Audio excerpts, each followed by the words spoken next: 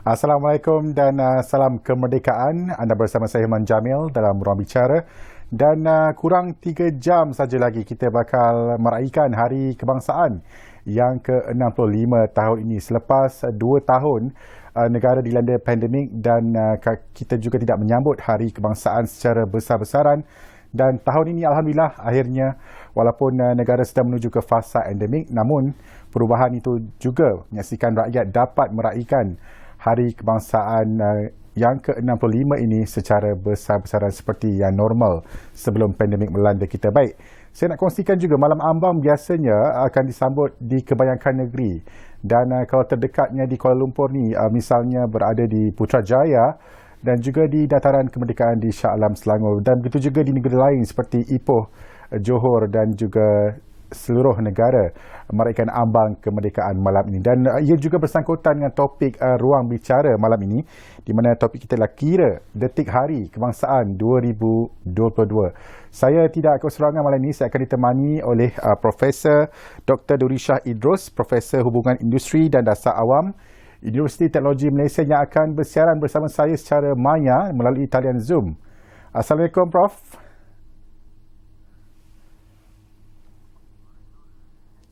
Assalamualaikum Prof. Baik, nampaknya ada sedikit gangguan teknikal di situ. Dan pastinya sambutan Hari Kebangsaan tahun ini yang bakal diraikan secara rasminya esok, menyaksikan Dataran Merdeka dipilih lokasi sambutan.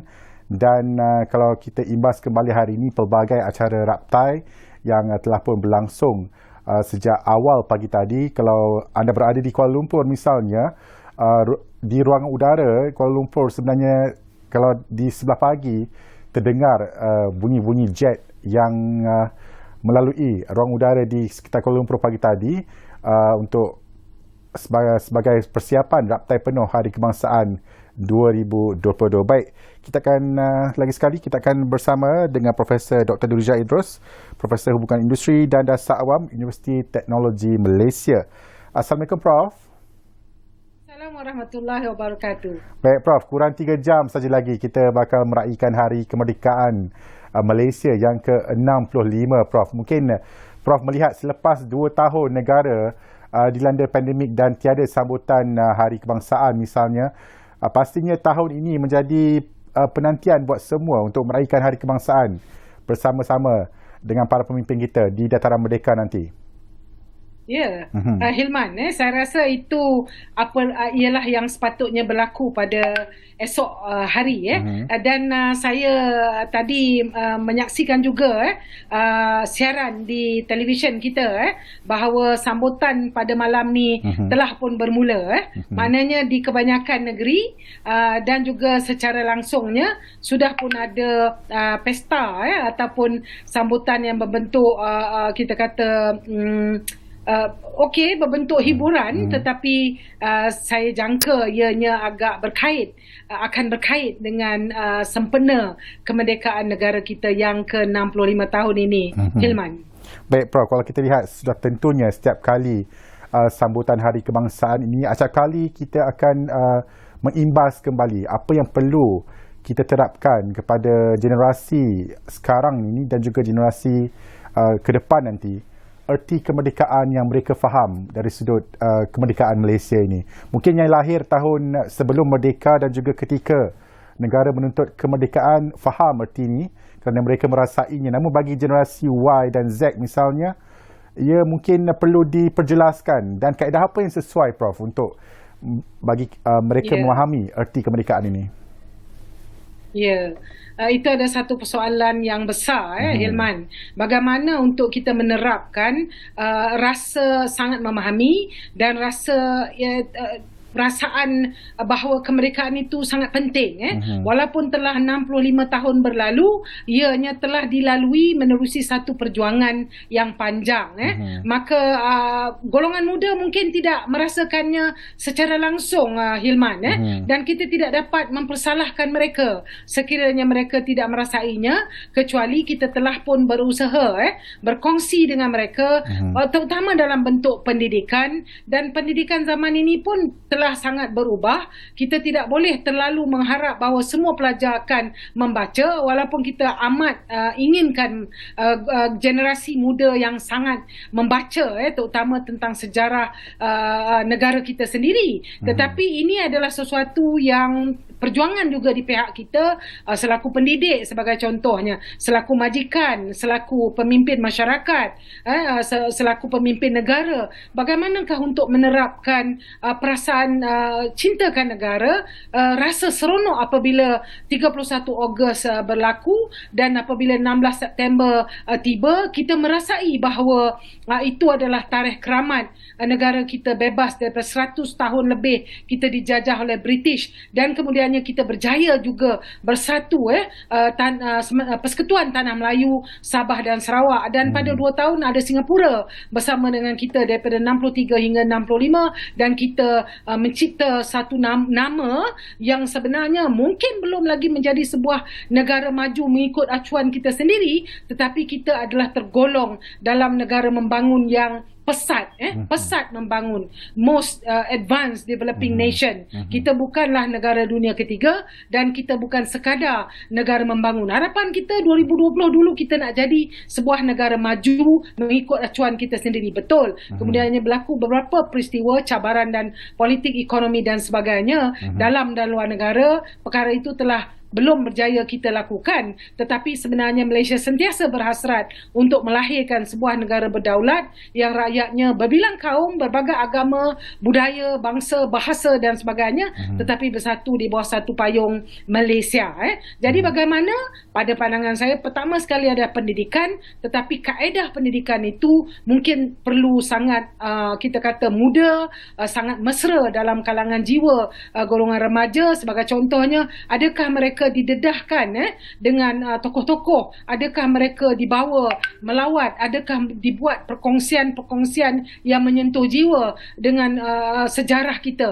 Sebab kalau kita lihat hari ini, selain daripada buku sejarah yang sentiasa dibaca oleh pelajar-pelajar di sekolah, sebenarnya ada juga pihak-pihak tertentu menulis semula sejarah. Ada penulisan yang kritikal, yang bagus, tetapi ada juga percubaan di mana sejarah itu ditulis semula mengikut persepsi mereka yang mempunyai agenda ataupun pemikirannya yang sendiri. Jadi saya mengatakan fakta sejarah tidak berubah, persepsi boleh berubah, tetapi jika persepsi itu tidak kita kongsi secara benar dan betul dengan harapan terbentuklah bangsa Malaysia yang bersatu padu, seperti harapan kita hari ini, selepas begitu banyak dasar pembangunan negara kita sehingga wawasan kemakmuran bersama pun kita masih menerapkan, menyebut bahawa yang paling penting adalah perpaduan kaum, kesepaduan sosial, integrasi nasional. Itu adalah agak ilusif, seperti seolah-olahnya agak ilusif, tetapi sebenarnya ada, cuma ia perlu lebih dipertekankan, lebih dikongsi, kebersamaan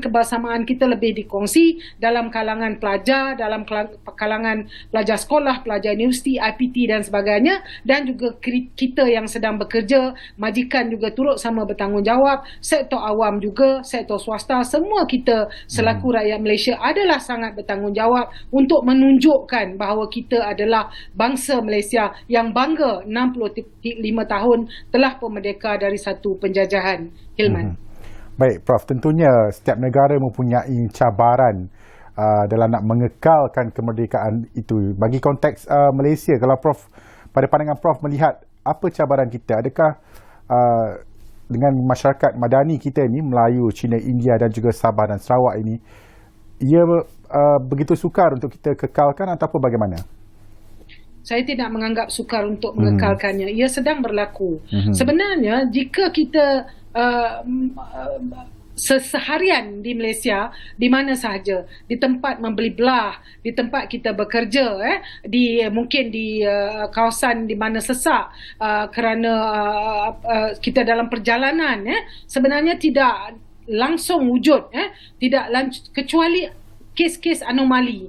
Sesekali berlaku kes-kes, tetapi itu bukan kes yang besar di Malaysia pada hari ini. Saya mengatakan sebenarnya sedang wujud kesepaduan, perasaan kasih, apatah lagi apabila kita dilanda sesuatu. Sebagai contohnya, pandemik COVID-19 adalah satu contoh terbaik di mana sebenarnya rakyat Malaysia yang berbilang kaum, yang kepelbagaian etniknya begitu rencam, telah menunjukkan bahawa kita mampu bekerjasama. Kita tidak memikirkan kaum, kita tidak memikirkan agama. Apabila NGO sebagai contoh, masyarakat setempat dan juga mereka yang prihatin sebagai contoh, menghulurkan kewangan, menghulurkan barangan, membantu secara fizikal selain daripada memberi sokongan moral. Jadi sebenarnya pada pandangan saya, rakyat Malaysia ini apabila diduga, mereka akan menunjukkan kesepaduan itu. Cuma apabila dugaan-dugaan seperti dugaan ekonomi, yang itu mungkin kadang-kala sebahagian daripada kita hilang sedikit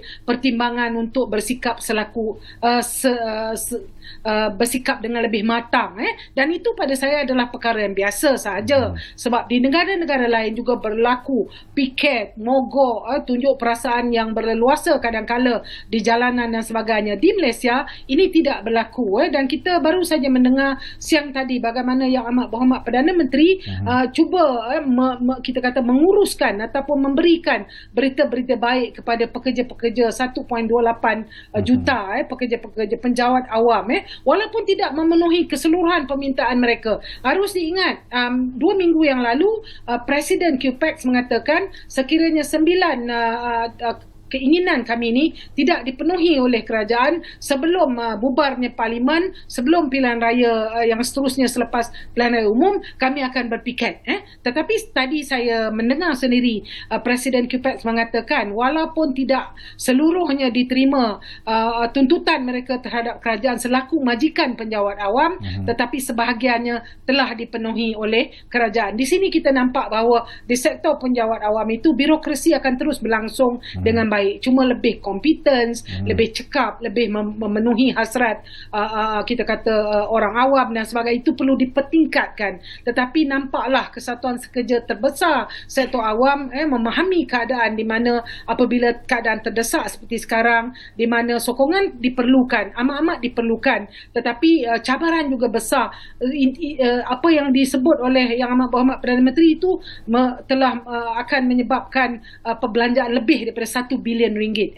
Jadi kita nampak. Cuma di sektor swasta ini yang mungkin perlu diperhatikan. Saya selaku pengkaji merasakan bahawa sebenarnya akan perlu wujud satu suasana di mana pekerja di Malaysia ini kita anggap semuanya pekerja, bukannya pekerja sektor awam, pekerja sektor swasta, sebab mereka semua terpaksa menghadapi kos hidup yang meningkat, gaji yang atau upah yang mungkin tidak setimpal dengan usaha mereka ataupun kelulusan ataupun sijil mereka. Jadi semua benda ni perlu dilihat oleh kerajaan khususnya dan juga oleh majikan yang prihatin. Ini pandangan saya, Hilman. Baik, Prof, kita nak ringankan sikit ruang bicara malam ni. Mungkin dalam konteks sambutan untuk tahun ini, kalau kita melihat selepas 2 tahun semua orang teruja untuk meraihkan secara beramai-ramai, dan seperti kebiasaan Malam Ambang Merdeka juga antara yang menjadi sambutan untuk meraihkan Hari Kebangsaan. Kalau kita lihat setiap negeri juga mempunyai lokasi-lokasi mereka tersendiri, dan ia berlaku selepas negara boleh dikatakan reda dengan pandemik dan sedang menuju ke fasa endemik. Mungkin Prof ada pandangan di sini melihatkan keterujaan itu setiap rakyat Malaysia ni untuk meraihkan Hari Kebangsaan. Tidak dapat kita menyalahkan rakyat. Kita perlu kepada feel good factor. Kita sangat perlu kepada feel good factor ini, rasa bagus ini, rasa keterujaan yang Hilman sebut tu, kita perlu sebagai manusia biasa, sebagai ketua keluarga, sebagai masyarakat setempat, mungkin pemimpin dan juga pemimpin negara, kita perlu perasaan itu. Dan salah satu acara besar adalah sambutan Hari Kebangsaan, dan bukan tahun ke-64, bukan tahun ke-66, tahun ke-65. Jadi kalau kita lihat tahun itu sendiri pun menunjukkan satu kepentingannya yang tersendiri. Kita dah merdeka 65 tahun. 5 tahun lagi kita merdeka 70 tahun. 70 tahun. Jadi kita perlu kepada keterujaan itu. Tetapi keterujaan itu jika semua orang duduk dalam rumah dan tak kemana-mana dan hanya online sahaja, sudah pastilah keterujaan itu tidak sampai seperti yang dimatlamatkan. Dan kemudian kita tahu di Dataran Merdeka sahaja lebih 20,000 orang akan melakukan perkara-perkara yang begitu diharapkan menyeronokkan, lebih menyebabkan penonton rasa teruja dengan persembahan-persembahan mereka. Jadi cuma oleh kerana kita baru memasuki pandemik itu, ekonomi pun baru dapat kita buka secara total. Kita sangat gembira kerana boleh melakukan pekerjaan, usaha kita, keusahawanan kita seperti mana yang kita harapkan semasa tengah teruk pandemik dahulu. Maka kita perlu menghargai kesihatan kita, keselamatan kita, kesihatan masyarakat umum dan keselamatan masyarakat umum. Jadi saya akan mengatakan tetap kita kena berhati-hati. Jika dalam keadaan ramai itu, saya tetap merasakan kita sepatutnya memakai mask kita. Walaupun ada orang kata tak perlu lagi pakai mask, kita memakai sanitizer dan kita memastikan kita menjaga kebersihan kita sebelum berjumpa, selepas berjumpa. Tetapi tidak rugi untuk kita menjaga ataupun sedikit cemburu kepada kesihatan kita. Apatah lagi sekarang bukan sekadar COVID-19 tetapi juga ada influenza dan mungkin juga virus-virus yang lain di dalam negara kita pada hari ini, Helman. Maknanya elok kita merasa teruja dan beramai-ramai, memang diminta dan dijemput semua orang beramai-ramai di tiap-tiap negeri, di tiap-tiap lokasi, terutamanya di Dataran Merdeka. Tetapi mestilah juga kita sangat menjagakan kesihatan dan kesejahteraan diri kita dan keluarga kita, Hilman. Tapi Prof, kalau kita imbas kembali selepas 2 tahun negara dilanda pandemik, mungkin ini juga sebagai nak membangkitkan emosi rakyat ataupun kestabilan dari segi gaya hidup rakyat supaya kembali seperti normal sebelum pandemik. Mungkin Prof setuju dengan perkara ini? Bersetuju, tetapi kita sentiasa juga sekarang dah bersedia dengan hybrid. Kita dah bersedia dengan option ataupun pilihan-pilihan. Kita sentiasa ada kaedah kedua dan ketiga sekarang. Bukan lagi seperti dahulu. Pada satu masa dahulu, Hilman, apabila kita inginkan flexible hours, kita ingin waktu kerja anjal. Kita ingin waktu kerja di mana bersesuaian. Sekiranya ia boleh dilakukan dari rumah, kita nak supaya keseimbangan kehidupan, balance of between work-life balance berlaku, keseimbangan kehidupan dengan pekerjaan berlaku, mental health tidak meningkat dan sebagainya. Kita harap majikan akan membenarkan. Tetapi pada waktu itu sukar. Pada waktu itu dalam sektor kerajaan pun sukar. Wujud ketidakpercayaan yang tinggi bahawa seorang pekerja yang berada di rumah boleh menghasilkan pekerjaan yang sama kualiti apabila beliau itu di depan mata ketua atau majikannya. Tetapi tengok, sebagai contoh sajalah, Hilman, saya sedang bercuti, tapi semalam saya bekerja, semalam juga bercuti, semalam juga saya bekerja, dan hari ini saya bekerja malam, dan saya boleh bercerita dengan ketua saya, dengan rakan-rakan bahawa saya sedang bekerja walaupun waktu cuti saya sedang produktif. Saya sedang berkongsi sedikit ilmu, feel good factor juga dengan masyarakat Malaysia walaupun saya bercuti. Itu menunjukkan bahawa di mana sahaja pekerja sedang berada, kecuali pekerjaan-pekerjaan yang benar-benar hands-on, sebenarnya majikan boleh dah memikirkan untuk memberi pilihan-pilihan hybrid ataupun bekerja dari rumah ataupun bagaimana kepada pekerja-pekerjanya. Tetapi pastikan output dan outcome itu sentiasa seperti mana yang diharapkan, dan pekerja mestilah menjaga integriti mereka dan juga profesionalisme mereka dalam pekerjaan itu. Jadi mungkinkah agaknya SOP itu tiap-tiap syarikat, tiap-tiap majikan perlu melihat semula bagaimana untuk memberi kita kata flexibility ini, tetapi dalam masa yang sama output kita, dan kita lihat negara kita tidak menjadi mundur kerana adanya pilihan, sebab pandemik COVID-19 ini telah membuktikan sebenarnya memang banyak perkara berubah dan boleh berubah, mampu berubah, tetapi kualiti hidup kita tidak semestinya menurun, Helman. Prof, kalau kita melihat diary Malaysia ni sebenarnya sebelum sambutan merdeka, kita telah melalui satu berita yang gempar juga di seluruh dunia, dan dia mendapat pujian seluruh dunia, di mana institusi kehakiman kita menunjukkan satu institusi yang dipandang tinggi. Begitu juga dalam sepanjang tempoh bulan kemerdekaan ini. Mungkin Prof nak kongsikan bagaimana Prof melihat perjalanan Malaysia tahun ini secara generalnya, secara keseluruhan. Dari sudut apa, Hilman? Dari sudut bagaimana kita meraihkan sesuatu, dalam masa sama kita juga pernah mendapatkan satu perkara yang dipandang seluruh dunia sebelum sambutan merdeka ini. Dan kalau kita melihat juga akan datang juga negara kita bakal melakukan pilihan raya umum yang tidak diketahui bila. Mungkin perjalanan Malaysia tu dilihat agak besar sebenarnya sepanjang 2022 ni. Mungkin Prof melihat bagaimana? Ya. Mungkin juga Hilman sedang merujuk sedikit kepada suasana politik negara kita. Okay. Bagaimana kita boleh bersatu sambutan, tapi dalam masa yang sama kita juga politik yang mungkin tidak stabil, tapi tidak kita paparkan. Maksudnya inilah Malaysia, kita tetap meraihkan sambutan Hari Kebangsaan. Sambutan Hari Kemerdekaan adalah sesuatu yang dah terbukti. Boleh, wajib, bila-bila masa perasaan kita tidak ada kaitannya dengan perkara-perkara lain. Sementara cabaran kita, sebagai contohlah, cabaran semasa kita dalam politik ataupun dalam kepimpinan ataupun apa yang tadi Hilman sebut baru saja berlaku. Satu mungkin yang Hilman rujuk adalah satu tokoh pemimpin yang menerusi sistem kehakiman kita telah terpaksa melalui satu hukuman yang tidak kita jangkakan, dan itu adalah satu peristiwa yang tidak pernah berlaku sebelum ini.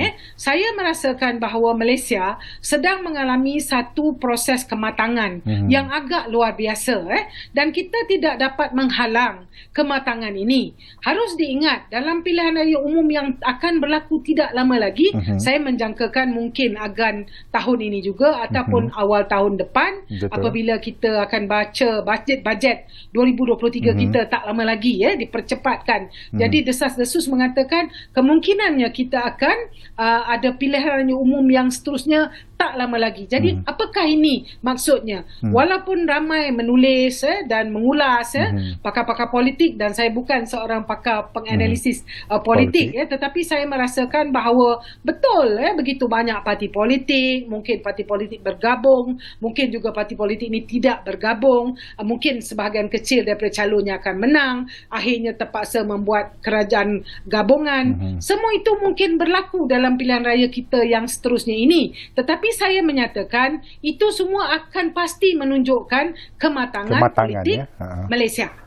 Selepas 60 tahun lebih Barisan Nasional memegang, dalam masa 4 tahun berlaku 3 pertukaran Perdana Menteri Malaysia, tidak pernah berlaku. Dan kemudian dalam pilihan raya umum ini banyak pandangan mengatakan, dalam kalangan orang Melayu sendiri sebagai contoh, ada kebimbangan. Terlalu banyak parti politik di mana orang Melayu tidak tahu mungkin atau tidak pasti manakah parti politik yang akan beliau sokong dan sebagainya. Jadi semua ini akan membuat pelbagai kemungkinan hasil daripada pilihan raya nanti, Hilman. Tetapi harus diingat, proses pilihan raya akan mengeluarkan satu kerajaan yang dipilih oleh rakyat, dan itu sebenarnya apa yang sangat-sangat diingini oleh rakyat Malaysia keseluruhannya, Hilman. Baik Prof, diam Prof, kita pun dah nak sampai ke penghujung siaran sebenarnya.